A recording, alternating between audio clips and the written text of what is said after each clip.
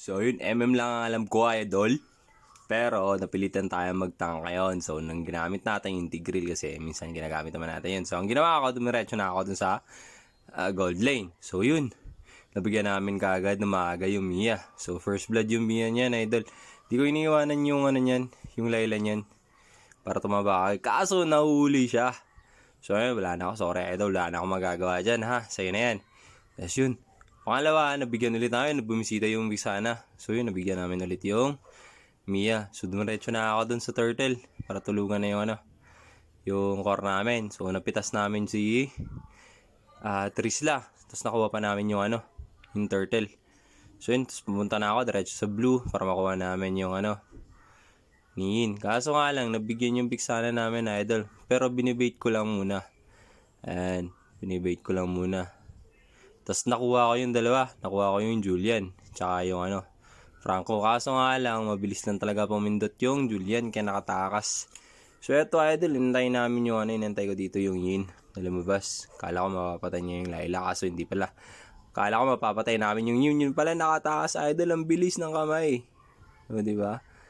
So yun, dumiretso na ako sa baba. Tinulungan ko ulit yung kasi gustong gusto ko talaga ma-push na to eh. Tapos, nabigyan namin ulit yung Mia, idol. Pero antayin nyo lang yung Mia sa late game, idol. Langya, ang sakit nyan. So yun na dyan, umuwi muna ako. So sabi, magto-turtle. So nga lang, nakuha na nila yung turtle. Kaya nagabang na ako. Tingnan nyo, idol, nag-conceal ako. Nag-conceal ako dyan, idol. Diba? Tapos nakuha ko yung Mia. Pagkakuha ko ng Mia, so nga lang, yung Layla naman, nagpa-farm. Pero hindi kami sumuko. Nakuha pa rin namin yung Mia. Pero muntik pa siya ma-test niyan, idol. Ayan, so nakuha namin. So nangyari niyan, then nakuha namin siya, si Mia. Nabigyan namin. Nag-TP-TP pa eh, no? Angas eh. Tapos nag-conceal na ulit ako. Tapos yun, mapipites namin ulit yung Mia niyan, idol. Tapos mapupush na namin yung Torre.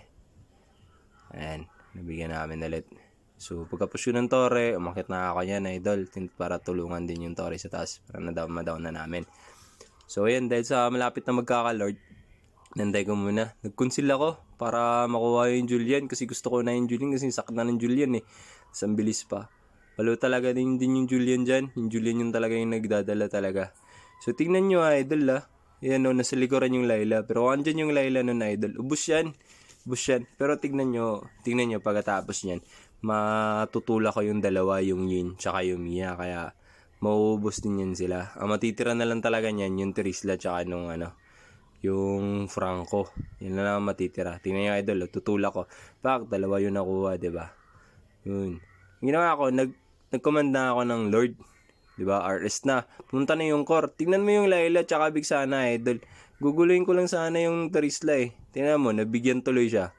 So, hindi na kami makapag, Lord tuloy, di ba? So, napilitan yung Karina lumapit. Tumulong sa amin. Kaya nakuha namin yung Trisla. Kaso nga lang, wala na, late na. Hindi na kami makapag-Lord. Kasi nakapwesto na sila eh, oh. Yes, yun, nabigyan pa yung namin, Karina namin. So, yun, wala na magagawa dyan. Kaya, wala na, atras na ako. Muntik pa ako mabigyan ng Yin. So, yun, pag uwi ko, bilis lang nila nakuha yung Lord niyan, idol. Yan, oh. So, yun, ang ginawa namin. Tap lang muna kami. 16 nyo dyan. Mas setan ko yung Mia tsaka yung Julian. Pero yung Julian, tingnan nyo. Nakatakas pa rin. Umuwi na ako. Yun pala, nag-asim yung kasama ko. Yung Vixana tsaka Sisi. Nabol nila. So, ayan. Napitas ako ng Yin. So, umuwi muna ako. Diba? So, yun, nag-dep na kami dun sa Lord. Tingnan nyo, idol. Ang ganda ng set ko yun. Nag-conceal ako, idol, ah. Tingnan nyo. Huli yan, napat. Ayan, pauwi na yung yung Karina namin kasi low na nga siya eh, di ba? Low na siya. Sumuwi siya. Pero nag-conceal ako. Nakita nyo kanina nung nag-conceal ako, kasama ko yung Vixana. Pero tingnan nyo kung anong ginawa ng Vixana eh. Di lumapit. Isipin nyo na lang kung nag-first kill siya niyan, tapos yan yung Vixana idol yan dyan yung Vixana, di ba? Kung nag-first kill siya yan, tapos Eternal Guard, ubos yung 4 idol. Kaya nangyari sa akin, pinugbog na ako. Pinauwi na ako. Pinabalik na ako sa base. Diba? Ayan. Tingnan mo. Andyan, nagdetep sila. Pero nabigyan pa rin siya. Patay pa rin siya. Naging useless tuloy. O yun, bibigyan na sana ulit yung Layla na. Buti lang nabuhay na ako.